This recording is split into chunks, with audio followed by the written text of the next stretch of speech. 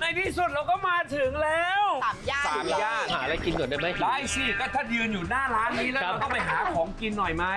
ร้านนี้เจ้าของร้านก็สวย เขาเป็น ดูดิเขาไม่สนใจเราเลยอ่ะอุ้ยไม่สนใจแม่เลย อันนี้ค่ะ จีไม่สนใจแม่เลย ไปเถอะไปเถอะไปเถอะไปเถอะ เฮ้ยมาถึงเลยใส่ไม้แล้วเหรอ แล้ว ใส่ไม้แล้ว อุ้ย เร็วเร็วทันใจ เกิดขึ้นเร็วมาก แต่ว่าวันนี้ปิดให้เราใช่ไหมปิดให้เรา ปิดเลยเหรอ หรอเลย ปิดเลย นี่ข้างหน้าที่ต่อแถวไม่ได้กินนะคะ วันนี้ปิดร้านค่ะเหมาร้านแล้ว เมาแล้ว เอาชื่อร้านก่อนดีกว่าทำไมต้องคลองกีครับผม ควงกีโรสจริงๆควงกีเหมือนเป็นปลาควงกีอ่ะเป็นแบบว่ายี่ห้อควงอะไรอย่าง ยี่ เงี้ย ห้อควง ก็คือเป็นอาณาจักรของเขาแหละ ใช่ ร้านเขา ควงยี่ห้อควง น้องออม ค่ะ มากินร้านนี้บ่อยไหมครับ สั่งไปค่ะ สั่งไปกินหรือไม่ก็พี่หลิงซื้อมา แปลว่านี่ครั้งแรกของคุณ ครั้งแรกที่มาร้านนี้ ที่มาร้านนี้ใช่ใช่ ที่เดินมาร้านนี้เรามาเซอร์ไพรส์เขา ใช่ไม่เคยผ่านรอบหนึ่งเคยเดินผ่านมารอบหนึ่ง เดินผ่านมา ได้บางอ่ะ รอบหนึงทำไมผ่านแล้วไม่เข้าเหรอ ผ่านแค่ครั้งเดียวเอง คนเยอะเดี๋ยวก่อนสั่งเอา เอาเราไปกินกันดีกว่าป่ะ เชิญครับ นะครับเวลามีน้อย เข้ามานี้นะฮะมาครับเชิญ เข้าค่ะเชิญครับเชิญค่ะไม่ ไม่จับมือนะน้องพี่ไม่อยากดูครามซีนนะ คุณไม่ได้หั่นหมูแดงมากี่ปีละ 25 ปี ยิ้มเข้า20 ยายโบราณนาเลย พี่ภาพปีหนูยังไม่เกิดเล ดู ย หานหมูแดงก็เลยอยู่ในท้องแม่ เพราะฉะนั้นเนี่ยวันเนี้ยเดี๋ยวจะสับหมูแดงให้อยู่เป็นเกียรติกับเรามาก เป็นเกียรติมาก แต่ว่าพี่เอาดีๆนะเอาดีๆเป็นห่วง เป็นห่วงไปเรื่อยเหมือนกันพี่ก็ ในระหว่างนั้นนะครับแนะนำเมนูสักนิดดีไหมฮะว่าร้านเนี้ยจริงๆแล้วต้องมีอะไรบ้าง จริงๆที่ร้านเมนูแรกเลยก็คือหมูแดง มันเกิดจากการที่แบบว่าเราอยากกินหมูแดงมากๆคือคิดถึงรสชาติที่บ้านแหละ เราก็เลยแบบทำเอง ใช่ชิมไหมชิมไหมชิม อุ้ยชิมอุ้ยเร็วมากอะไรวะมันสั่นนี่โอ้ไม่เคยเจอ นะเหมือนเอาเหมือนเต่าคาบอ่ะ ต้องพื้นไล่ อยากให้ชิมอยากให้ชิมอร่อยไหมคะมันจะไม่เหมือนแบบว่าหมูแดงที่ไทยได้เลย ใช่นี่อร่อยมาก มันจะเข้าเนื้อเลยของเราก็คือจูซี่แล้วก็เดี๋ยวน้องออมหนิงป้อนเองนุ่มไหมคะ ถ้าของแท้หมูแดงที่ดีจากฮ่องกงต้องกินสโมกกี้แบบนี้ นี่อันนี้ของจริง อีกอย่างหนึ่งที่เด็ดที่แบบปกติร้านเราไม่ได้โปรโมทแต่ว่าชอบส่วนตัวคือน้ำพริกของที่นี่เราก็ทำเองเหมือนกัน น้ำพริกอ่ะ เมนูไหนที่ออมชอบมากที่สุดครับ หมูแดง หมูแดง หมูแดง หมู ช แด อบ ง กินหมูแดงมาก เป็นคนชอบกินหมูแดงอยู่แล้วอะไรอย่างเงี้ย เดี๋ยวให้น้องๆทั้งสองคนออกมาข้างนอก ได้ค่ะ เดี๋ยวต้องให้น้องแนะนำทีละเมนูดีกว่า คุณอาถืออยู่นี่คืออะไรฮะ อันนี้คือผัดหมี่ฮ่องกงค่ะ ผัดหมี่ฮ่องกงนี่คืออาหารมงคลนะครับชีวิตจะได้สุขภาพยืนยาว เราก็จะมีพวกเป็ดย่างก็มีไก่ คือทุกอย่างเราก็จะสามารถเกี่ยวข้าวหรือว่าบะหมี่ก็ได้แล้วแต่เราจะเลือกเลย แล้วก็มีหมูกรอบ ห่านมีไหมห่าน ห่านยังไม่มี พอแล้ว เขามี น้อง แต่ ให้เขาร้านอาหารแค่นี้ยังจะเอาผ่าน อันนี้คืออันที่น้องออมสงสัยใช่ไหมอันนี้ ใช่ตอนแรกออมสงสัยว่าคืออะไรเพราะยังไม่เคยกิน อันเนี้ยจะมาเร็วๆนี้ เพราะว่าจริงๆเดือนนี้เราจะครบรอบ1 ปีแล้วร้านเปิด1 ปีมันก็จะเป็นเมนูใหม่ที่เป็นมะเขือเทศดองบวยใช่กินแล้วมันจะสดชื่น ชิมเลย ชิมเลยไหมลิ้นใส่เสน่ห์เข้าไปด้วยไหมฮะเพราะว่าแฟนๆเนี่ยเขามากินกันเยอะไง ไม่พี่ขอต้องถามว่าเธอใส่มะเขือเทศใส่บวยแล้วใส่เสน่ห์ลงไปด้วยหรือเปล่าเนี่ย คุณดุไหมในฐานะเจ้าของร้านเนี่ยดุลูกน้องไหม หลิงดูเป็นคนดุไหมคะ ดูเป็นคนดุดูเป็นคนเฉยๆแต่เสียง ใช่ คิดว่า ใช่ จริงจังก็น่าจะ ก็จริงจังใช่แต่ว่าไม่ได้ดุนะไม่ได้ก็คือก็บอกไป ไหนลองดุให้ดูน้องให้ดูหน่อยออมดุไหม เขาไม่ดู ไม่เคยดุอ๋อ เขาใช่ไม่เคยดูออม คือเขาอะเป็นคนที่เหมือนนิ่งอะนิ่งแล้วเขามีความแบบเป็นผู้ใหญ่มากนึกออกไหมเวลาเขาพูดอะไร เขาจะพูดแต่สิ่งสำคัญเพราะฉะนั้นถ้าพูดอะไรเขาจะน่ากลัวนิดนึง แต่มันก็ดูน่ากลัวนะ เป็นที่เคารพจะบอกเป็นที่เคารพนะพี่นะ อย่างนี้ถ้าทำหน้าอย่างเมื่อกี้ไม่น่ากลัวอย่างตอนนี้คุณอาร์ตกินไม่หยุดนะ ใช่ไม่น้องให้ชิมก็ อยากให้ชิมอย่าง คือเอาจริงๆไม่ใช่แค่ว่าเป็นดาราดังแล้วเปิดร้านแล้วแบบแห้งๆไม่อร่อยนะ อันนี้ชื่นชมจริงๆว่าอร่อย เขาไม่ได้ทำไปเรื่อยไปเปื่อยนะ ไม่เปื่อยนะ นั่งได้แล้วเหรอ เชิญนั่งค่ะเชิญนั่ง เชิญนั่งเลยครับ แต่ว่าเดี๋ยวซีรีส์เราจะพูดกันยาวๆเลย แต่เรื่องนี้ที่บอกว่าประทับใจมากๆก็คือเป็นแฟนเนี่ยช่วยกันเทรนทวิตจนแบบติดระดับโลกเลยใช่ไหมเอานี่เขาไปไหนกันเขาไปไหนกัน เขาเปลี่ยน เขาเปลี่ยนมุมมาดู ใช่ไหมแฟนๆเนี่ยช่วยกันเทรนจนติด น่ารักเนาะ ทุกวันที่ออกอากาศ ใช่ ทุกวันที่มีอีเวนต์หรือออกอากาศหรืองานอะไรของเราที่ใหม่อย่างเงี้ย เหมือนพยายามทำให้เรา ครับ ให้เป็นที่รู้จักมากขึ้นคือจริงๆเขาแค่อยู่ข้างๆเราเฉยๆมาให้เห็นหน้าเราก็ดีใจแล้ว อันนี้คือเขาทำมากกว่านั้น คือออมบอกทุกคนตลอดว่า ตั้งแต่ออมทำงานในวงการมาออมไม่คิดว่ามันจะมีความรักแบบนี้ด้วย ครับ คือเป็นรักที่แบบเหมือนมีแต่ให้อะไรอย่างเงี้ยใช่แล้วก็เหมือนเขาไม่ได้อยากทำอะไรให้เราทำอะไรเลยนอกจากแบบอยากเห็นหน้าเราอ่ะนึกออกปะมันคือแบบเพียวเลิฟมากๆ แล้วออมก็ไม่คิดเลยว่าอยู่ดีๆชีวิตออมจะแบบมาเปลี่ยนเยอะขนาดนี้อะไรอย่างเงี้ย แฟนๆของเราทุกคนรู้ใจเราขนาดที่นี่เรียกว่าบางที เดี๋ยวก็เอาไอ้นั่นมาให้รู้ว่าอยากได้อันนี้รู้อยากได้อันนั้นเนี่ยเขารู้ได้ยังไงอ่ะ เขาก็จะดูนี่แหละดูพวกเราอย่างนี้แหละเวลาเราสัมภาษณ์แล้วบางทีเราแบบพูดออกมาสมมติออมบอกว่าเนี่ยออมเป็นคนชอบเก็บบ้านมากเป็นคนแบบชอบนู่นนี่นั่นสักพักหนึ่งวันเกิดมาละเครื่องดูดฝุ่นกรี๊ดนึกว่าคือคนชอบทำบ้านใช่แบบพูดไปนิดเดียวอะไรอย่างเงี้ยชีก็ซื้อมาให้ออมก็งงเลยตอนได้เครื่องดูดฝุ่นอะไรประมาณนั้น เขาไม่ได้แค่ FC ที่รู้สองคนก็รู้ใจกันมาก ต่างฝ่ายต่างก็ให้ของขวัญให้กันและกันแบบที่เรียกได้ว่าเซอร์ไพรส์กันตลอดเวลาของหลิงเนี่ยวันเกิดเนี่ยให้เพชรเลยเหรอ นิดหน่อย มันเป็นสายเปย์นะ ไม่นิดหน่อยอ่ะ เขาให้เรามาเยอะแล้วตายแล้วฟันปลอมพี่ต้องฝังเพลงแล้วล่ะ แล้วพี่หลิงมาให้อะไร หลิงให้ใคร น้องออมบ้าง หลิงอ่ะให้ของขวัญชิ้นแรกที่น้องออมให้มา เป็นปากกา ไม่ต้องพูดให้มันอลังด้วยปากกาคริสตัล อันนี้ให้เพชรอันนี้ให้ ชอบ คริ ความ สตั ส่ ล งเสริมซึ่งกันและกัน ก็ต้องพูด เป็น อ ห ลั ลั ง กการคริสตัล มันพิเศษตรงที่ว่ามันสามารถเซ็นเอกสาร10,000 ล้าน โอ้ย มันไหลแบบรื่นปื๊ดอะไรอย่างเงี้ย เซ็นรับใช่ไหมเซ็นรับเงิน เซ็นรับเงิน เซ็นรับเงิน เอาไว้เซ็นรับ เวลา เงิ เซ็น น ลายเซ็นมีความสำคัญมาก แล้วคิดยากนะการให้ของขวัญกัน คิดยากนะเอาจริงๆยากมากๆ คือเอาก็ ห ไม่ ลิง ยาก ถึงขั้นไปถามเขาว่าน้องออมมีอะไรอยากได้หรือเปล่าคะ อย่างนี้เลยเหรอถามเลยคือแบบว่ามีจะจัดให้ ถาม2 รอบ อ๋อเหรอ แล้วรู้ไหมหลิงเคยเซอร์ไพรส์ออมหนักมากปีที่แล้วหลิงซื้อนกให้ออม นก เป็นนก นก ที่มีชีวิตจริง ใช่พูดกับเขาเนี่ยพูดเรื่อยเปื่อยแบบนี้ ๆ เหมือนเก็บข้อมูลอ่ะ หลิงอยากเลี้ยงนกอ่ะสีอะไรดีโอ้แต่ไม่เอาละแม่ไม่ให้ ให้รู้ไว้นะเวลาแฟนพูดว่าสีอะไรดีอะไรอย่างเงี้ยรู้ไว้นะต้องซื้อแล้วนะ ต้องมีแล้วคุณต้องรู้คุณต้องเก็บรายละเอียดพวกนี้นั่นแหละ ใช่ เดี๋ยวนะ แล้วออมบอกว่า อะไรนะ ไม่ เวลาแฟนพูดกับเราว่าไม่อยากได้อะไร แล้วออมบอกว่าสีเหลืองหรือสีฟ้าดีนะแต่ไม่เอาละอย่างงี้ใช่ป่ะสักพักนึงวันเกิดถ่ายงานอยู่ดีๆ Happy Birthday อุ้มนกมาตอนนั้นคือแบบไม่มีการเตรียมไม่มีอะไรทั้งนั้นแม่ก็ไม่รู้ออมก็ไม่รู้ไม่มีใครรู้แล้วก็คือแบบจะร้องไห้ตอนนั้นคือเราเป็นคนชอบนกเราเป็นคนเลี้ยงนกมาตลอดทั้งชีวิตจนเขาเสียไปเราเลยแบบเลิกเลี้ยงนกแล้วก็มาเลี้ยงน้องหมาแทนอะไรอย่างเงี้ยก็อยากกลับมาเลี้ยงนกแก้วบ้างอะไรแบบนั้นก็ เขาชื่ออะไรตอนนี้เขาชื่ออะไร เขาชื่ออาบูชิเกน อาบูชิเก้น อาบู นั่นคือหลิงอะอยากซื้อไก่ให้เขาตอนแรกๆ ตอนแรกออมอยากได้ไก่ ว่าซื้อไก่แบบไก่จริง ไก่อะไรอ่ะ ไก่ ไก่แจ้ตัวนี้ ใช่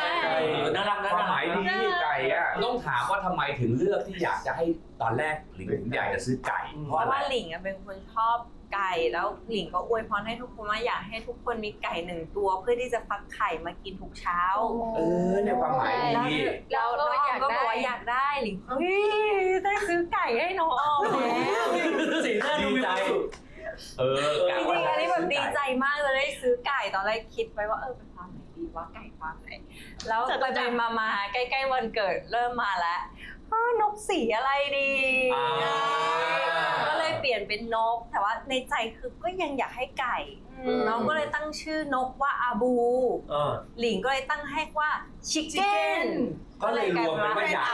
ากให้ไก่แต่อยากได้นกแก้วก็เลยเป็นอา ก็เลยแทนไก่ตัวนั้นไปหลิงว่าที่เราไม่ทะเลาะกันอ่ะเพราะว่าเราเป็นคนที่นิสัยคนละขั้วกัน เธอชอบกินหมูกรอบฉันชอบกินหมูแดง เธอชอบกินไข่ขาวฉันชอบกินไข่แดง ก็เลยไม่เคยมีอะไรที่จะต้องแย่งกัน อันนี้ร้านหนูเองครับผม นี่เลยลูกนี่เข้าไปนั่นแหละ คุณหลิงขยี้ขนาดนั้นนี่คุณกำลังทำชาผลไม้หรือว่าน้ำจิ้มซีฟู้ดครับ ผู้หญิง2 สาวอยู่ด้วยกันนะมันเคยมีแบบเม้งกันมั้ง งอนกัน งอนกันอ่ะ งอนหนอไม่เคยงอนนะ เดี๋ยวใช้ทะเลาะเลยดี แต่ ก ว่า ว่า เป็นเรื่องปกติเนาะในวงการบันเทิงที่แบบงอนกัน จริงเหรองอนเนี่ยงอนเรื่องอะไรอะเขา แต่เราอ่ะไม่มี ใช่เราไม่เคยงอนกันเลย อะไรวะ เคยงอนกันค่ะดิฉันไปเบื้องหลังกองถ่ายมา อะไรวะ อ๋อไม่ เขาบอกว่าหลิง ไม่ได้งอนขนาดนั้น หลิงงอน ไม่ใช่น้องออมอ่ะงอน หลิง ออมมอนหลิงอ่ะ ไม่ถึงกับงอนแต่เธอเล่าดิมันเกิดอะไรขึ้น มาเลยทำไมแก้วเอาอะไรมาหลักฐานมา ลูกคนที่ใครอ่ะ แม่ฉันเอง แม่ก้อย เขาสวยจังเลยอ่ะ ตั้งลำหน้ามา จริงลาบ นี่ไม่ได้โกรธใครใช่ไหม มีคนทำให้หลิงตื่น ทำไมอ่ะ ไม่มีใครดูแลลูกเลย นี่ก็ไม่บอกนะว่าหัวฟูอยู่ ก็ไม่รู้สึกนะ ช่วงนั้นออมเสียงดังมากไม่ช่วงนี้ยังเสียงดังอยู่ ไม่แต่ว่าหลิงใช่ใช่กับเสียง ใช่ไม่เขาว่าเอาแบบแบบบางทีอย่างผมอ่ะ เป็นเสียงปลุก มันแยกกัน สมองมันจำตัวนี้ไว้ ทำไม ใช่ มันก็เลยใช้ ประเด็นคือของน้องออมสูงกว่าคนทั่วไป มันก็เลยเข้ามาเสียงแรกเลย ไม่คือเราเป็นคนเสียงดังไงแล้วเราบางทีเราอยู่ในกองเราไม่รู้ตัวประเด็นคือไม่เห็นด้วยว่าหลิงหลับอยู่ในมุมอะไรอย่างเงี้ยก็เลยเป็นเรื่องตลกที่คุยกัน เราก็เลยตื่นไปบอกว่าน้องออมพูดเสียงดังขึ้นนะด้วยความจริงใจของเราด้วยค โท วาม นแบบนี้โทนแบบนี้ เฮ้ยแต่เป็นเราขนลุกนะมันโดนดุปะ ฟีลเหมือนโดนดุว่า แต่ปกติอะหลิงเป็นคนอย่างนี้แบบพูดนิ่งๆอะไรอย่างเงี้ยเบา ไม่อยากบอกเฉย ๆไม่อยากบอกเฉยๆว่าสังเกตว่าช่วงนี้น้องออมเหมือนพูดเสียงดังขึ้น อาจจะติดตัวละครมาหรือเปล่า เพราะเวลาเขาไฟกับแม่กิ๊กอะเขาก็เต็มคาราเบลเหมือนกัน ตอนนั้นไม่ได้งอนแต่ว่าเป็นฟิลกลัวเขาโกรธอ่ะ แต่ไม่เคยทะเลาะกันนะแต่หมายถึงแบบกลัวเขาจะรำคาญกูปะวะอะไรอย่างเงี้ยนึกออกว่าแบบเป็นฟิลนั้นก็ เขาไม่ได้ แบบ งอนจริงใช่ปะ ไม่ได้งอนจริง ที่บนเวทีฮาร์ดคอร์ค่ะ คุณพูดว่า คุณอะงอนคุณหลิงแต่คุณหาเอง ใช่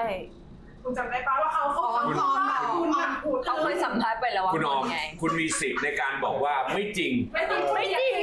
แกเป็นใครพูดตามที่ไม่จริงแกเป็นใคร เราไม่เคยงอนเองหายเองอยู่แล้ว ไม่ถ้าสมมติว่างอนจะบอกไหมว่า ไม่บอก แสดงว่าต้องหายเองไง เปิดเผยแล้วที่เราไม่เคยทะเลาะกันเพราะว่า หายเองนะงอนเองหายเอง แต่มันไม่ใช่เรื่องใหญ่ไงถ้า ไม่ต้องทะเลาะ เราไม่ต้องทะเลาะกันไง ไม่คือถ้าไม่ใช่เรื่องใหญ่เราก็ไม่ต้องพูดกันป้าหมายถึงแบบหายเองได้โดยที่ไม่รู้สึกอะไรไงแต่ก็คือไม่เคยไง แต่จริงๆปกติอะหลิงว่าที่เราไม่ทะเลาะกันอ่ะเพราะว่าเราเป็นคนที่นิสัยคนละขั้วกัน ก็เลยไม่เคยคิด ทะเลาะกัน แบบตรงกันอ่ะหมายถึงสมมติ เธอชอบกินหมูกรอบฉันชอบกินหมูแดง เธอชอบกินไข่ขาวฉันชอบกินไข่แดง ก็เลยไม่เคยมีอะไรที่จะต้องแย่งกัน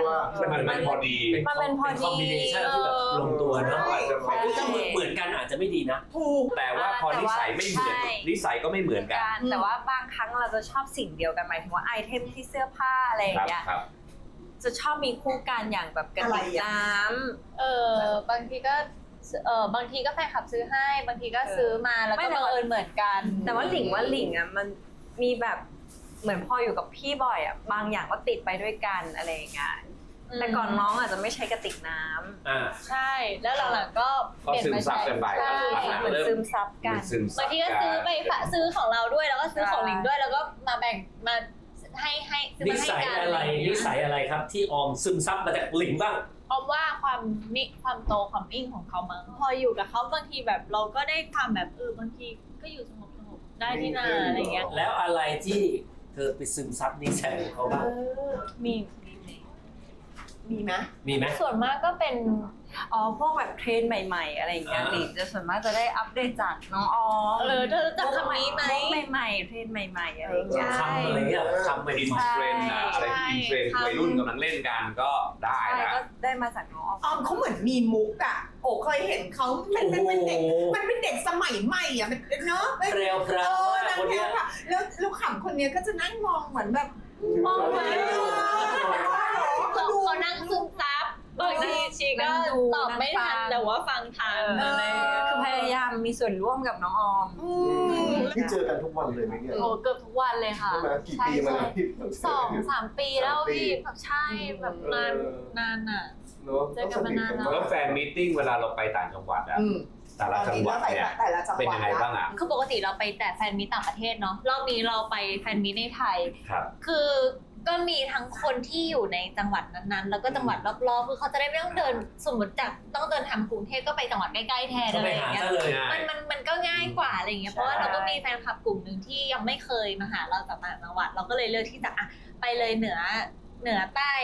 อีสานอะไรอย่างเงี้ยค่ะก็ไปหา แต่ ไป ละ เล ภาค ย จะมีวัฒนธรรมไม่เหมือนกันนะ ใช่ เรื่องแฟนคลับทีนี้ในต่างประเทศเราอยากรู้ว่าแฟนคลับของหลิงออมอ่ะทวีปไหนที่แบบมันเยอะที่สุดอ่ะเขาไปไกลบางทีไปถึง ทั่วโลก ลาติน แต่ว่า ใช่ ทั่ว ไหม โลกนะ หลิงว่ามีทั่วโลกเลยคือเวลาเขาทำซัพพอร์ตมาก็เขาจะระบุว่าบ้านไหนแบบอิตาลีสเป เวนเนซุเอลาอะไรอย่างเงี้ยคือแบบ จริงเหรอ ใช่คือออมก็แบบเฮ้ยเรามีแฟนคลับที่นี่ด้วยดีใจจังเลยอะไรอย่างเงี้ย อเมริกาใต้ก็คือมีประเทศอะไรบ้าง มี บราซิลมีไหม บราซิลเยอะเลย ใช่บราซิลเยอะนะ เดี๋ยว บรา นี้ ซิลนี่ดูเอนเตอร์เทนเมนต์ของไทยเยอะมากนะครับเราก็ชอบมากเลย จำได้นะ เราไปที่ไหนนะที่ฮ่องกงมาเก๊าไม่รู้อ่ะ ทำไม แล้วมีร้านขนมร้านหนึง เอ อะ อนี่หลอกโอ้อะขำมากเลยจริงเหร อะไรอ่ะ ไปซื้อขนม ไปแยกกันไปเที่ยวแล้วแยกไปมาเก๊า เจอหลิง ทีนี่บอกว่าเจอหลิงมึงบอกมึงเจอหลิงบอกเฮ้ยเหรอมึงบอกให้เขาอยู่นู่นกับกูวิ่งไปถ่ายรูปด้วย แล้วไปถึง เป็นภาพรูปถ่าย เป็นรูปของหลิง แล้วบอกอ่ะมึงถ่ายรูปไปสิ ขอเขาถ่ายรูปสิเอาเลยไม่ไปนะเขาอยู่เนี่ยที่ร้านเนี่ยตลอดเลย โอ้ my เว god ลาเราไปต่างประเทศอ่ะแล้วเราไปเจอรูปของแบบศิลปินไทยอ่ะเราจะดีใจนะว่าแบบคนที่แบบที่เขาชื่นชมศิลปินไทยอะไรอย่างเงี้ย แต่ก็แอบปลื้มแทนนะ คือเมื่อก่อนน่ะศิลปินไทยอาจจะมีแฟนๆที่เป็นคนไทยใช่ไหม แต่เดี๋ยวนี้มันกลายเป็นบนโลกมันเปิดมากเลย ใช่ คนทั่วโลก คนต่างชาติก็ชอบหลิงออมมาก จริง ใช่ เนี่ยข้างหลังเนี่ยก็ คุณรู้สึกยังไง เนี่ยต่างชาติเยอะมาก ใช่ไหม จริง แต่ว่าจริงๆหลิงคือรู้สึกว่าไม่ใช่แค่หลิงออมแต่เป็นซอฟต์พาวเวอร์ของไทยที่สื่อไปถึงแบบอินเตอร์แล้วหลิงก็รู้สึกดีใจมากอย่างแฟชั่นวีคที่ผ่านมาก็คือเห็นคนไทยไปเดินเยอะขึ้นก็นั่นก็คือแสดงว่านั่นคือซอฟต์พาวเวอร์ของไทยที่ทุกคนมาจับตามองไทยแลนด์อยู่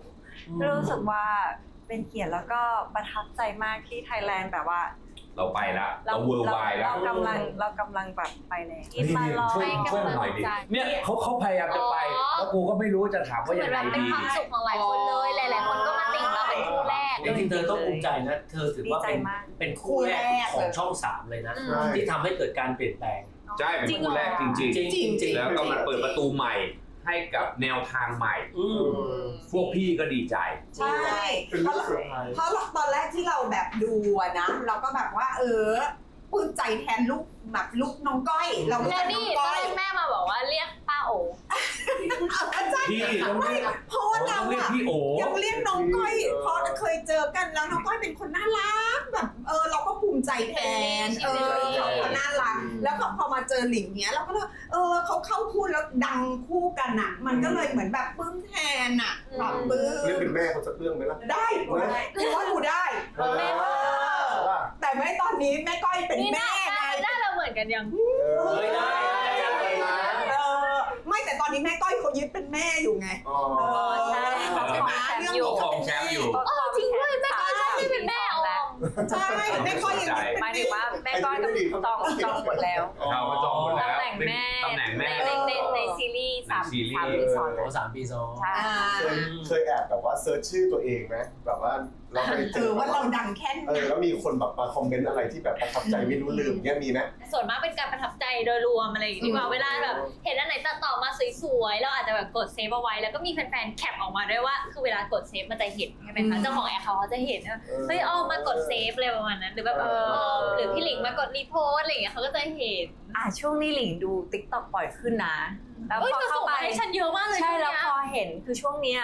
พยายามที่เข้าไปเล่นแหละปกติหลิงจะไม่ได้เล่นเยอะขนาดนั้น ช่วงนี้ก็แบบดูเยอะขึ้นแล้วเวลาแฟนๆตัดต่อคลิปว่ามันน่ารักมากหลิงก็อดที่จะแชร์แล้วก็กดไลค์ไม่ได้ใช่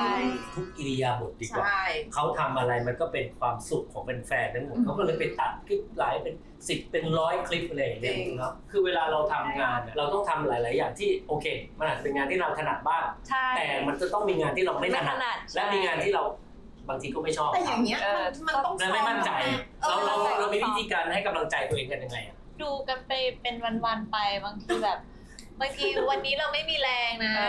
เธอก็ช่วย ส เรา มมติหลิงว่าน้องออมไม่อยากทำแหละหลิงก็จะรีบเอามาแล้วหลิงก็พูดแทนเลย ใช่บางทีอ้อมเป็นอย่างนี้แล้วอะ เราจับสัญญาณได้แล้ว เราเซ็นได้แล้วว่าอันเนี้ยเขาไม่อยากทำเพราะฉะนั้นเราเดี๋ยวเราบุกให้เอง หลิงเป็นอย่างนี้เลยเดี๋ยวหลิงพูดให้แล้วหลิงพูดให้เลย พูดจบอะไรอย่างเงี้ยบางทีแบบสมมติต้องทำแล้ว สมมติพิธีกรบอกให้หลิงเต้นแล้วแบบไม่ได้เดี๋ยวเต้นแทนเองอะไรอย่างเงี้ยมันจะเป็นฟิลนั้นแบบรู้ว่าหลิงไม่ชอบ แต่ว่าก็จะเป็นเรื่องเต้น ใช่ ยุคสมัยมันเปลี่ยน ค่ะ เฟกนิวส์ก็เยอะ AI เข้ามาก็เยอะทุกอย่างมันเข้ามาหมดเลย อยู่จะต้องระวังตัวอะไรยังไงบ้าง ระวังตัวหรอไม่เคยคิดเลยอ่ะเป็นคนที่แบบไม่ได้กังวลอนาคตมากเพราะว่าเทรนด์มันเปลี่ยนเยอะมากถึงเราจะตั้งใจวางแผนว่าอยากทำได้มากแค่ไหนสุดท้ายโลกก็เปลี่ยนตามเทรนด์อยู่ดีเราก็แค่เป็นตัวของตัวเราให้มากที่สุด อันนี้เป็นข้อคิดที่ดี เพราะว่าหลายๆคนเครียดเรื่องนี้ ใช่อย่างนี้จะมีความสุข พอมา เราต้องระวังตัวไหม มันก็จะมักจะมีเรื่องอะไรออกมาตลอดแหละค่ะแต่ว่าจริงๆก็คือไม่ค่อยสนใจอะไรอย่างเงี้ยคือเราใช้ชีวิตในแบบที่เราอยากใช้โดยที่ไม่ทำให้คนอื่นเดือดร้อนเราก็ใช้ชีวิตปกติแบบที่เราใช้ตั้งแต่ก่อนดังอะไรประมาณนั้นนึกออกปะเราก็ใช้ชีวิตอย่างนี้มาตลอดแล้วทำไมแบบเราจะไปสนใจอะไรอ่ะเราไม่สนใจหรอกคุณจะปั่นก็ปั่นไปเถอะอย่างเงี้ยนึกออกไหม แล้วมันบั่นทอนไหมบางทีพวกดราม่าต่างๆอะไรเงี้ยแรกออมไม่เล่นโซเชียลเลยหมายถึงแบบ เพราะว่าจิตตกเนี้ยหรอ จิตตกแต่ไม่ใช่เรื่องเล่นหลายวันนะก็คือไม่เข้าไป 2-3 วันแล้วก็รอให้ไทม์ไลน์มันล้างอะไรอย่างเงี้ยค่ะก็ไม่เข้าไป ตอนนี้ แสดงว่ามันก็มีผลบ้าง มันมีผลที่ ถ้าเราอ่านเยอะๆ พี่รู้ป่าวว่าแต่ก่อนนะออมเป็นคนที่แบบเป็นตัวเองสุดๆเลยนะหมายถึงแบบ เล่นจะทำอะไรเล่น ใช่เป็นตัวเองสุดๆหนูไปเที่ยวไปอะไรคือไม่สนใจอะไรเลยอะไรอย่างเงี้ยแต่เหมือนแบบพอโดนเยอะๆอ่ะมันเริ่มแบบเฮ้ยมันออมรู้เลยว่ามันทำให้คนอ่ะไม่เป็นตัวเอง เข้าใจเราต้องแบบทำไงก็ได้ให้แบบไม่สูญเสียความเป็นตัวเองไปอะไร แต่พี่ว่าอันนี้ดีสุดเลยนะคือสุดท้ายแล้วอ่ะก่อนที่เราจะเป็นยังไงก็ตามแต่ต้องไม่เสียความเป็นตัวเองนะ จริงค่ะจริง ข้างในแหละมันก็ ไม่ เป็น งั้นข้างในเราพัง ใช่ ถ้าเราเสียความเป็นตัวเองไปแล้วเราจะเป็นอะไรล่ะเราจะเป็นอะไรเพื่อใครอ่ะ จริง ไม่เคยโดนดราม่าแล้วไม่มาทำงานไม่มาทำงาน พี่ปอ ถามว่าเอาหมอไม่มาทำงานไม่มา ใจพี่ไม่ไหว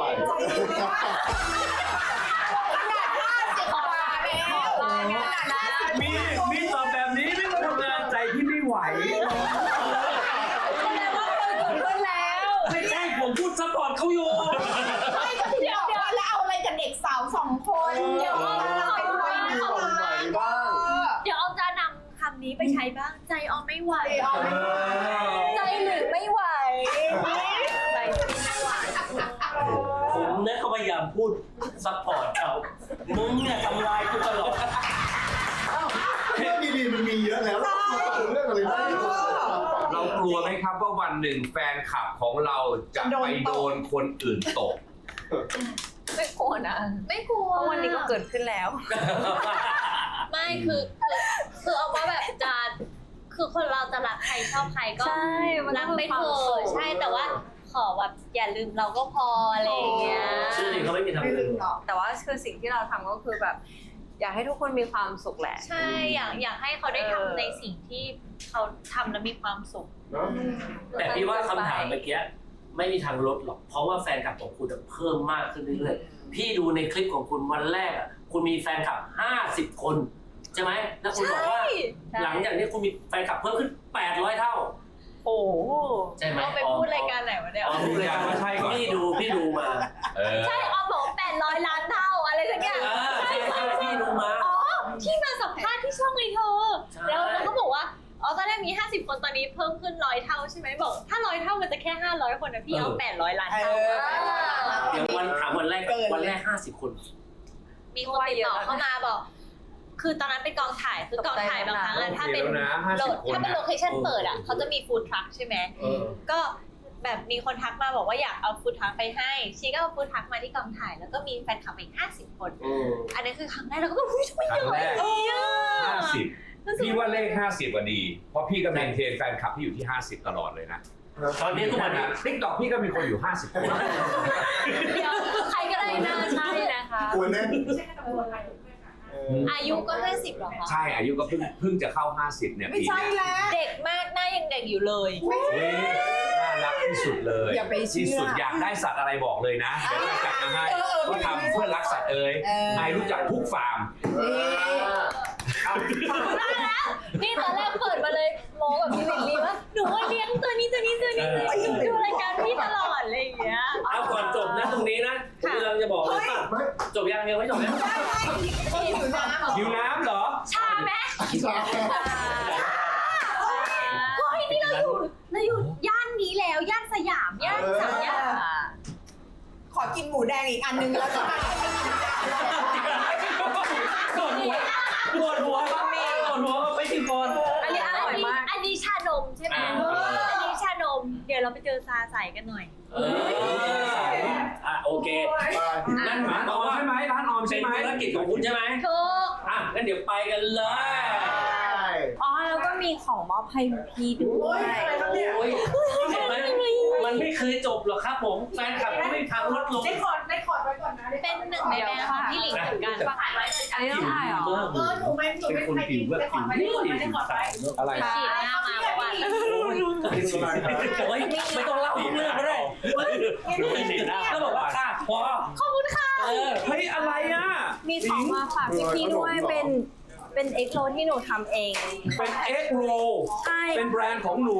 ซึ่งมีหลายรสชาติอย่างเงี้ยเหรอ มีหลายรสชาติมีทั้งหมด6รสชาติค่ะ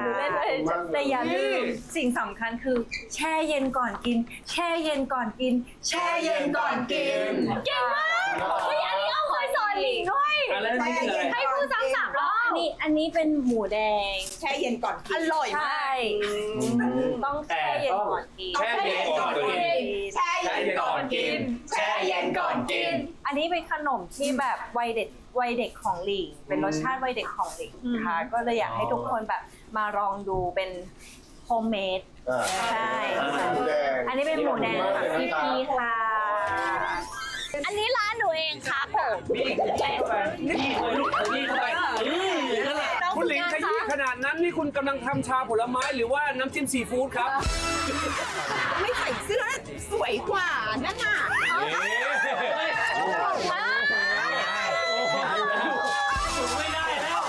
้วไม่ได้แล้วถอย ดูหน้าเราเมื่อกี้ พี่อ้อมไม่ได้ยินอันนี้ร้านหนูเองครับผม เมื่อกี้ไปร้านหลิงมาแล้วโชว์ฝีมือหน่อยดิ ใช่ ได้ไหม ได้สิ เป็นน้ำร่วมสาบานเดี๋ยวจะเอาคนละหลอดมา กินพร้อมกัน เป็นน้ำร่วมสาบาน มิกเลยนะ หลิงออมเอ็กซีท้ายครัว ทำไมต้องชาโกครับ ชาโก ไม่เพราะว่าช่วยกันคิดกับพี่ๆอะไรอย่างเงี้ยว่าแบบชาใช่ไหมแล้วก็ถูกโก หรือว่าเล่น ทำไมแต่ว่าสำเนียงมันต้องเอาชาโก้ ใช่แล้วประเด็นคือแบบ อันนี้แต่งตัวมาดแมนหุ่นดังปาราลาโกะแต่งตัวมาดแมนหุ่นดังปาราลาโกะ ที่ ใช่ ใช่ไหม เอาจริง ๆ ไม่เคย แล้วเคยสั่งเคย เป็น สั่ง ครั้งแรกแต่ว่าสั่งหมายถึงว่าปกติก็จะสั่งเอา ไม่ได้เป็นสาวสยามวัยรุ่น จริงป่ะไม่ได้มาเลยเหรอในสคริปต์เขาบอกเลยนะขอบคุณหลิงกับออมที่พาพี่มาเที่ยวเซ็นทรัลพอยต์หนูก็ไม่เคยมา ล่าสุดมาเมื่อไหร่ นี่ก็ไม่เคยมา ก็ไม่เคยมา มาซื้อซีดี พี่นี่เลย ปิดแล้วปิด ยัง แล้ว ยังจำน้ำพุเลยน้ำพุสยามกันอยู่เลย ไม่เคยมายังโอเค แต่ซื้อซีดีนี้คือ นั่นแหละนั่นแหละ ปีลึก ปีลึกมาก จริงอยากมาช่วยทำไหมล่ะ เข้าไปไหม จริงอยากมาช่วย ลิง ทำ ลิงโอเคไปหลิงช่วยทำอะไร นี่ ครั ให้ บ ช่วยบี้เลย เอาลิงไม่ได้ใส่ถุงมือ ไม่เป็นไรนี่กินกันเองเป็นน้ำร่วมสาบานอยู่แล้ว ใช่แล้วเดี๋ยวเราจะทำการล้าง บี้ขยี้เข้าไปบี้เลยลูกขยี้เข้าไปนั่นแหละ ไม่ได้กดไม่ได้กดดัน ไม่ได้กด วัน เล นี้ ย ชีวิตมีความสุข ขยี้มันอีกนิดลูก ไงก็สบาย พอแล้วค่ะน้องน้อง คุณหลิงขยี้ขนาดนั้นนี่คุณกำลังทำชาผลไม้หรือว่าน้ำจิ้มซีฟู้ดครับ พี่เจก็คิดว่าน้ำจิ้มซีฟู้ดเหมือนกันค่ะตอนแรกอ่ะ เออ เหมือนบดกระเทียมอะไรพวกนั้นนะคะ แล้วก็นี่ใส่ชาลงไปนะคะ เออ นี่ประมาณนี้ ให้กับน้องมีนสิ ที่เป็นอะไร นี่ เสร็จแล้วครับ ไม่ต้องปิดฝาเลยลูก อ๋อ พี่พร้อมเสียบ นี่ได้ เดี๋ยวนะฮะ คุณแม่ครับ คุณใส่เสน่ห์เข้าไปด้วยหรือเปล่าครับ เธอใส่น้ำแดงน้ำเขียวแล้วเธอได้ใส่เสน่ห์ลงไปด้วยหรือเปล่า อยู่ด้วยกันมากี่ปีแล้ว 3 อีนี่กับโหอ่ะ20 ปี เนี่ย2 คนได้20 ปี แล้วพี่กับพี่วิลลี่เพิ่งเข้ามา 3 ปีพี่เพิ่งมาจอยทีมที่เป็นเด็กใหม่ในวงการบันเทิง แล้วเราได้รู้สึกถึงความขยี้ของหลิงที่ขยี้มันจนเละ สิ่งขยี้พี่หลิงขยี้น่ะ ขอบคุณมากเลยนะครับ อร่อยมากครับผม อ่ะเชิญคุณสองคนนั่งคุยกันข้างหน้าเลย คุย ค กั รับ นดีกว่า จ่ายตังค์ด้วยครับ 405 บาท ได้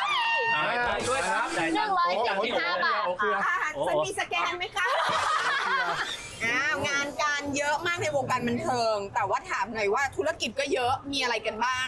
สองสาวออมมีอะไร ก็ บ้าง นอกจากชาโก้ก็อีกแบรนด์หนึ่งคือแบรนด์อูมูแอนโคเป็นของกิน มีแบบโปรตีน มีซีอิ๊วซอสขายอะไรอย่างเงี้ยค่ะ ใช่ ค่ะ ตอนนี้หลิงก็มีทำอยู่ทั้งหมด 3 แบรนด์นะคะ แบรนด์แรกเป็นคองกีโรสที่เมื่อกี้พี่ไปทาน แล้วก็มีคองเพสทรีเป็นคนที่ชอบกินขนมมาก ถ้าเป็นแฟนๆหลิงจะรู้ว่าหลิงอาจจะชอบสรรหาขนมที่แปลกมากิน แล้วส่วนอันเนี้ยอาจจะเป็นขนมที่วัยเด็กที่มักจะตั้งไว้อยู่บนโต๊ะ ซึ่งหลิงแบบคิดถึงมากแล้ว แต่มันไม่มีขายอ่ะ เวลาซื้อก็คือต้องบินกลับไปซื้อ ถึงบ้านเนอะ ได้อยู่ ถ้าอย่างเงี้ยอารมณ์มันฟิลที่ถึงบ้าน ไม่มีขายเหรอ ไม่มีเมืองไทยไม่มีขาย ไม่ได้ แม่เห็นแล้วแม่ เป็นยังไงเมื่อกี้ให้เหรอ แม่บอกหัว เดี๋ยวแม่เขาบอกให้ลูกให้เขาเลยก่อนครับคิดถึงบ้านก็เลยแบบทำมา แล้วดูแลกันเองทั้งหมดไหมยังไง เพราะว่างานในวงการก็เยอะ แล้วนี่มาดูแลธุรกิจอีก จริงๆของหลิงก็จะมีทีมของตัวเองอยู่แล้ว ใช่แล้วก็ตัวเองด้วยอย่างคองกีก็คือหลิงทำกับน้องชาย น้องชายก็ช่วยดูแลในส่วนของอันนั้น แต่ว่าทุกอย่างก็คือต้องผ่านรสชาติอะไรต่างๆความคิด QC เป็นคน QC เอง ฟิลแบบ CEO ใช่ไหม ใช่ ประมาณนั้น มีทีมส่งงานให้ ใช่ แล้วคุณ CEO ไหมฮะคุณออม ใช่เหมือนกันคือเวลาทำอะไรพวกนี้เนาะถ้ามันไม่ผ่านเรา มันก็อาจจะมีหลุดไปบ้างอะไรอย่างเงี้ยแต่ว่าคือที่ผ่านมาก็ทำเองตั้งแต่ขั้นตอนแรกเลยอะไรเงี้ย ละครก็ต้องเล่นเนาะอีเวนต์ก็ต้องไป ใช่ นะแล้วมีธุรกิจอีก30มันไหวเหรอ วันนี้ ที่สองสาว เรียกได้ว่าไม่เหนื่อยเลยอ่ะ โอ้เหนื่อยไหมอ่ะ ไหวบ้างไม่ไหวบ้างแต่เราห้ามพูดว่าเราเหนื่อยนะ อ่ะ จริง ดวงหยุดทันทีนะ ดวงหยุดเฮ้ย เอ้ยอย่านะจริงห้ามบอกว่าโอ้ยเหนื่อยจังเลยไม่ได้ดวงนิ่งเลยเขาบอกว่าเราบ่นแล้ว ไอเลิฟไมจ็อบไอเลิฟไมจ็อบไอเลิฟไมจ็อบ แล้วเวลาพักอะคุณได้เติมแบบเติมหลินออมกันบ้างไหม เติมกันเองเหรอ เติมกันเองอะ บางทีเราไถฟีดอะไรอย่างเงี้ยค่ะไถดูคลิปในตออะไรประมาณนั้น ค่ะ อ่ะเราเห็นอะไรน่ารักของกันและกัน แล้วเราส่งให้กันคือบางทีอย่างเงี้ยหลิงเขาคือบางทีเราไม่เห็นนะหน้างานแต่บางทีแบบเราเห็นหลิงเขาแบบจับเก้าอี้อะไรอย่างเงี้ยซึ่งเราก็ไม่รู้ว่าชีแบบคอยเซฟเราอยู่อะไรประมาณนั้นนะใช่โมเมนต์เหล่านี้มันเป็นโมเมนต์ที่ตัวเราเองยังไม่รู้เลยว่าเขาทำจนมาเห็นแฟนๆถ่ายลงอะไรประมาณนั้นนะใช่ แต่นี่เขาจะดูแลเหมือนดูแลตลอดเนาะ ช่ใช่ ดูแลแบบคอยเหมือนแบบเป็นแฟนที่ดีอ่ะมันอย่างนั้นนะอะไรจากไม่เขาจริงๆอะมันเหมือนแบบคอยเทคแคร์อย่างนั้นนะ ไม่แต่เขาก็ดูแลดีจริงค่ะเขา ฝันวันวิวาเรื่องนี้พี่ก็มีโอกาสได้ดูนะ คนชมหลิงนะเขาบอกว่าหลิงแบบแสดงดีขึ้นพัฒนาขึ้น ขอบคุณค่ะ พูดชัดขึ้นเขาบอก พูดชัดขึ้น เรื่องพูดต้องฝึกไหมหลิง ฝึกนี่ก็ว่าจะกลับไปคาบตูดกล่องละเพิ่งรู้ว่าตัวเองพูดช้าเป็นคนพูดช้าด้วยแบบ มัน ทำอะไร เป็น ช้า เมธอดว่า อะไรอย่างเงี้ย คือกัดจุกกองเอาไว้แล้วพูดสมมติเฮ้ย พยายามพูดให้ชัด ใช่ด้วยหลิงพูดได้หลายภาษาแล้วเวลาลิ้นมันไม่เหมือนกัน ใช่จริง มันเป็น กลับมา เป็นวิธี กัดจุกกล้องมันก็จะ แต่ ป มัน รับ ก็ได้ผลจริงๆนะ เพราะว่าถ้าเกิดว่าสมมติคุณใช้เวลาต่างประเทศนานไปหน่อยเท่านั้นกลับมาอีกทีนึง มันก็ลืม มันจะ นะ ลืม ใช่ไหม ลิ้นมันจะจำไม่ได้ memory ต่างๆเนอะ ใช่เมมโมรี่ คนก็ชมน้องออมเหมือนกันว่า น้ำตาสั่งได้ เออ โอ้คือเราก็ร้องตามที่เรารู้สึกนะ ถ้าบางทีแบบเราไม่รู้สึกเราก็บอกพุ่มกลับไปว่า หนูไม่รู้สึกจริงๆอะพี่หนูรู้สึกว่าตัวละครมันยังไม่ร้องนะอะไรอย่างเงี้ยเราตามที่เรารู้สึกไปเนาะ แต่พี่อะเคยได้ยินว่าหลิงอะแอบเห็นออมอะร้องไห้อยู่หลังฉากบ่อยๆ ใช่ เรื่อง ไหม อะ ค ไร รับ อ่ะไม่น้องเป็นคนละเอียดอ่อนเวลาเจอเรื่องอะไรดังๆมันก็จะมีแบบน้ำตาไหลชอบหมายถึงเขาเรียกว่าอะไรอ่ะนั่นแหละ น้ำตาคออะไร น้ำตาคอสมมติดูคลิปอยู่อะไรอย่างเงี้ยน้ำตาคอแหละใช่ เป็นคนรู้สึกเยอะอะไรอย่างเงี้ยใช่ ฉันจะทีไงฉันจะที แต่ว่า อินอยู่กับบางอย่าง ใช่ ออมดูเหมือนสาวมั่นๆนะแต่ไม่ โอ้หนูไม่มั่นเลย เราเซนซิทีฟอ่ะ เราไม่มั่นเลย อ๋อไม่มั่นเหรอ เราไม่มั่นเลย หลิงมั่นมากๆหมายถึงแบบอาจจะไม่มากแต่ว่า เดี๋ยวยังไง ไม่หลิงมากกว่า ไม่คือกำลังจะบอกว่า เวลาเราทำงานอะเราเอาพี่หลิงเป็นที่พึ่งเสมอเลยอะเขาจะแบบดูเป็นผู้ใหญ่แล้วก็ดูมีความมั่นใจมากกว่าออมเยอะมาก ซึ่งออมแบบมีเขาเป็นที่ยึดเหนี่ยวทางจิตใจอะ เขาเหรอ ใช่ อุ้ยหลิง ในทางที่ดี มากเลยอ่ะ ในทางที่ดีคือในสายตาฉันแต่ว่าบางทีแบบอันนั้นก็แล้วแต่เธอ อย่างนั้นก็แล้ว ไม่แต่ว่าในความรู้สึกฉันไงมันเป็นที่พึ่งทางจิตใจอะไรอย่างเงี้ย ไม่ใส่เสื้อสวยกว่านั่นน่ะ อยู่ไม่ได้แล้วอยู่ไม่ได้แล้วถอย ดูหน้าเราออมเมื่อกี้ ไม่ยอมไม่ได้ คือของแหละห่วง ไม่ได้ห่วงไม่ได้ห่วง ห่วงไหม ไม่ห่วงไม่ห่วง จริง ไม่ค่อยเท่าไหร่ ไม่ห่วงไม่ห่วงไม่ห่วง ค่อยเท่าไหร่ ๆแต่เห็นไหม ชายขาดสวีทบ้างคุณเขาพูดกันให้แซ่ดว่ามันก็ถึงบอกไงตั้งแต่หนึ่งถึงตอนนี้สายตามันว้าว มันไม่ใช่การแสดงอะ มันเหมือนมันจริ พ ง วก ละ นักแสดงเนี่ยเขาดูออกว่ามันไม่ใช่การแสดง พี่มันคืออะไร พี่คิดว่ามันคือจอรออีก เลือดในตาแตกแล้วเนี่ย มันเรื่องจอรออีกงอ มันเรื่องจริงอย่างเงี้ยเรามันเรื่องจริงมันเรื่องจริง ถามจริงเวลาเล่นมันมีฟิลส่วนตัวไหม ไม่ก็เวลาเล่นเราก็ต้องรู้สึกไปกับตัวละครจริงๆไงใช่ไหมล่ะพี่ป๋อ ทำให้ดูหน่อยได้ไหม แบบสดๆอ่ะ ตรงเนี้ยอุ๊ยมาละ อะไรหรออะไรหรอ ไม่ใส่เสื้อสวยกว่านั่นน่ะ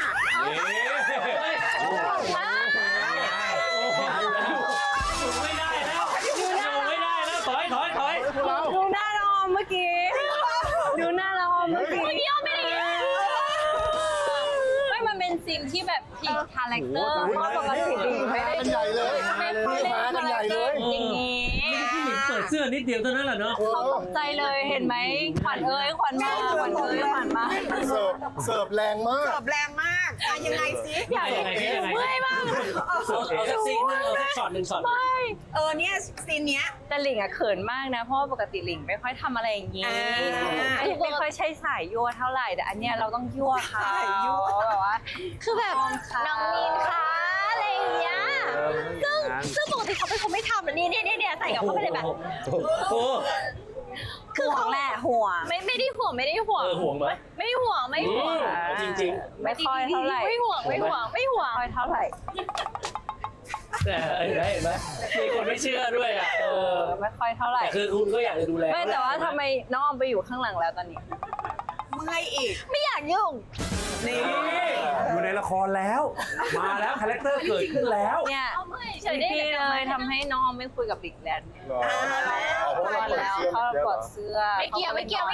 ถ่ายแล้ว มีแน่ๆ ไปกันใหญ่แล้ว การมา ไป แล้ กัน ว ใหญ่แล้ว เห็นใจ ล้อเล่นแก บาง ล้ง ทีพ น้ ว อก ง ลุง เฉ ก็ ย ตามไม่ค่อยทันนะ เธอก็มัวแต่หึงหวงอยู่นั่นแหละ ไม่มี แล้วปล่อยให้เจ้าคุณปู่เนี่ยนั่งโขกเขาหกอย่างนี้ได้อย่างไร ปล่อยให้เจ้าคุณปู่รู้ พูดแต่เวลาพูดต้องพูดเสียงดังเจ้าคุณปู่หูตึงไปหมดแล้ว โอ้ยเหนื่อยอ่ะ เขาแก่แล้วผมไม่ได้น้ำหนัก ลิงหัวเราะจนน้ำตาไหล ไม่จบซะแล้ว ไม่จบซะแล้ว ไม่ ถาม เค ยิ่ ย งก เจ ว่า ออะไรอย่างเงี้ยหมายถึงว่านานๆทีจะได้มีเสียงอยู่รอบข้างเลย ถามแม่เขา ต ดี ล กว่าก มากเลย เอาแม่เขาคุยไหม แม่ก้อยอ่ะ ที่ไหน ไลน์มาวันนี้ คนตลกอ่ะ เป็นไงเวลาเห็นแบบฉากเลิฟซีนของลูก เรากันเหนื่อยมา ธร ก รมดามากเลยอ่ะ ๆ ไม่จริงหรอหรอ เพราะว่าตอนยุคเรามันหนักหน่วงกว่าหรือไง ไม่ ยุค จริง เราไม่มีนะ ยุคเราไม่มีจูบกันเนาะ แต่จะเอาพูดตรงๆนะว่าหลิงออมอ่ะเลิฟซีนน้อยมากเลยนะ แล้วเบาๆอ่ะบางๆอ่ะจบแล้ว เวลาเราเล่นเรื่องเดียวกันกับลูกอะมันเป็นยังไง เราจะต้องจองเป็นเรื่องไหม ถามออมพี่วินิจ ออมเวลาแม่อยู่กองตลอดเลยเอาไงวะออม คือรู้สึกแบบแปลกๆ เพราะว่าหนึ่งเรากับแม่ไม่ได้ทรีตกันเหมือนแม่กับลูกในละครอ่ะ คือถ้าแม่กับลูกในละครจะอย่างเช่นหลิงลูกแล้วก็มีอะไรก็บอกแม่นะอย่างนี้ใช่ปะซึ่งในปกติเราไม่ได้เป็นแบบนั้นกัน แต่คือมันไม่ได้ผิดธรรมชาติหรอกแต่หมายถึงแบบมันเป็นแม่ใจดีในละครนะนึกออกปะแต่ปกติเราคุยกับแม่เราก็จะคุยกันแบบแม่อย่างนู้นอย่างนี้อย่างนู้น เล่นลูกก็ไม่ได้คิดอะไร แต่มีแม่อีกคนนึงนะ เหมือนยิ่งกว่าแม่ของเขาเองอีกคือแม่กิ๊กอ่ะ แม่เราเป็น โอ้ พี่ โหเธอลองเล่าแม่กิ๊กอะแม่กิ๊กเหมือนฉันปะแม่ก้อยอะ โอ้ว่าแม่กิ๊กควรจะเล่นเป็นแม่ออมเหมือนกันนะ แม่ก้อยอะเหมือนแม่หลิง นิสัยการ พูด กิน เบาอะไรอย่าง ความ เงี้ย พูดเบาความค่อยๆพูด ควรจะเป็นแม่เขา ใช่แล้ว ส่วนกิ๊ก แม่เคยบอกว่าหลิงลูกทำไมหลิงไม่เกิดมาเป็นลูกแม่ล่ะหลิงเหมือนแม่มากเลย คุณก้อย ตอนที่แม่พูดก็คือฮา ส กัน ลับ มา กัน ก จริงมาสลับกันจริง แล้วออมเหมือนปะกิ๊ก เหมือนกระทั่งแบบการแต่งกายอ่ะ อ๋อใช่หลิงกับแม่ก้อยชอบแต่งตัวคล้ายกัน แบบเสื้อยีนกางเกงยีนรองเท้าโลเฟอร์ ใช่ เหมือนกัน ไม่ได้นัดนะ ใช่ไม่ได้นะ เจอกันอีกทีเอ้าแม่หนูเราแต่งตัวเหมือนกันเลย เหมือนกันมาก ใช่ ส่วนแม่กิ๊กก็เป็นสนุกเหมือนน้องออม เหมือนหลิงอยู่กับน้องออม2 คน ใช่คู่ แล้วทั้ง2 คนนี้พูดข้างหลิงตลอดอะหลิงเป็นคนกลางอ่ะ เสียงแบบทำอย่างนี้นะถ้าเลือกไม่ดีก็เลือกให้มันดีไม่ดียังไงเล่าสิบ้าเลยพูดอย่างนี้ เขาเล่นกันสองคนคนนี้อยู่ตรงกลางไอ้คนกลางอะปวดหัวปวดหูด้วย ปวดหัว ต้องกินยาแก้ ต้อง ป กิน วด ยา ผู้จริงผู้เล่น จริง จริงเหรอ จริงหลิงต้องกินยาแก้ปวดเพราะหลิงอ่ะชีวิตอยู่สงบมาตลอด เจ็บคอ ถึงขั้นเสียงของ2 คนนี้ทำให้ไมเกรนขึ้นตาได้ ไม่ อะ เกณฑ์คือ เฮ้ยแต่โอ้เข้าใจ ปวดตรง นะ นี้เลยใช่ไหม คนที่เขามีโทนเสียงแบบหลิงอ่ะเขาก็จะเป็นคนลักษณะหนึ่งที่เจอโทนเสียงแบบพวกเราแล้วจะปวดหัวเนาะ นี่ไม่ธรรมดา เพราะว่าพี่ก็จะ ไอ้ ใช่ เนี่ยยืนฟังมากๆทำรายการเหมือนกัน ปวดหูเหมือนกัน หูจะแตก เดี๋ยวอาทิตย์หน้าไปเจอพี่กิ๊กก็คือแบบได้ยังไงอย่างเงี้ยเรื่องแบบไม่ได้อันนี้คือธรรมดาเอาลองไหมล่ะ นิดหนึ่งกิ๊กไม่มาเอานี่นางร้ายคู่กับกิ๊กก็นี่เลย นี่ดูแต่งเนื้อแต่งตัวเขาสิสิมันเหมือนดาวยั่วเนี่ยใช่ไหมน้องรัน จริง ๆ แล้วอันนี้ก็ไม่ได้ชอบใส่หรอกนะคะคุณแม่ขา อุ๊ย แต่ว่าคุณยายน่ะเขาชอบเห็นมีนใส่นะคะเขาบอกว่ามันถอดง่ายดี ทำไมไม่เตือนเมียตัวเองบ้างเนี่ยพูดจาอย่างนี้ได้ยังไงอะ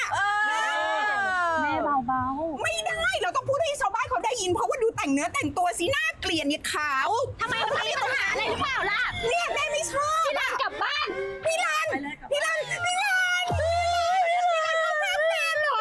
พี่เข้าข้างแม่เหรอลูกพี่รัน แต่ถ้าถามเรื่องคุณภาพต้องถามผู้จัดครับผู้จัดหลบลมอยู่ตรงนู้นการแสดงได้ไหมครับเนี่ย ยอดมาก โอ้โหอันนี้ผู้จัดเข้าข้างแม่มากเลย หัวผู้จัด ยอดมาก ทำนี้ฉันมายืนที่มุมหินอ่ะคนที่มันจะบอกคนเด้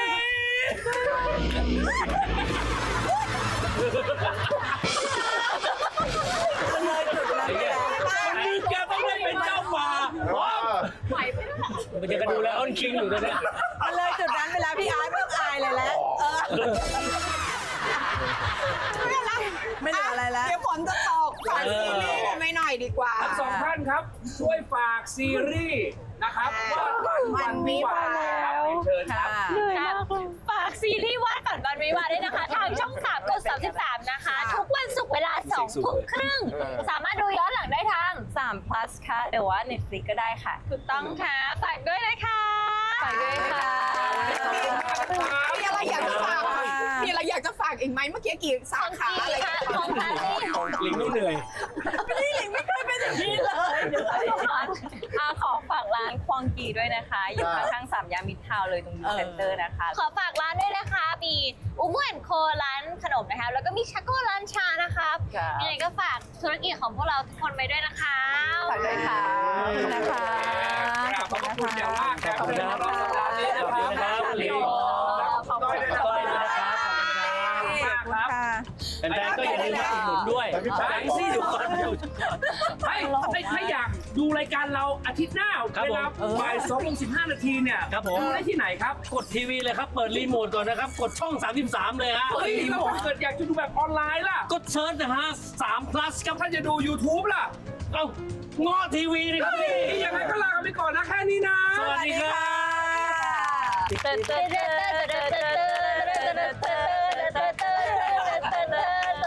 มันไม่ใช่นะ มันไม่ใช่ มันติด ได้อยู่ พี่ป๋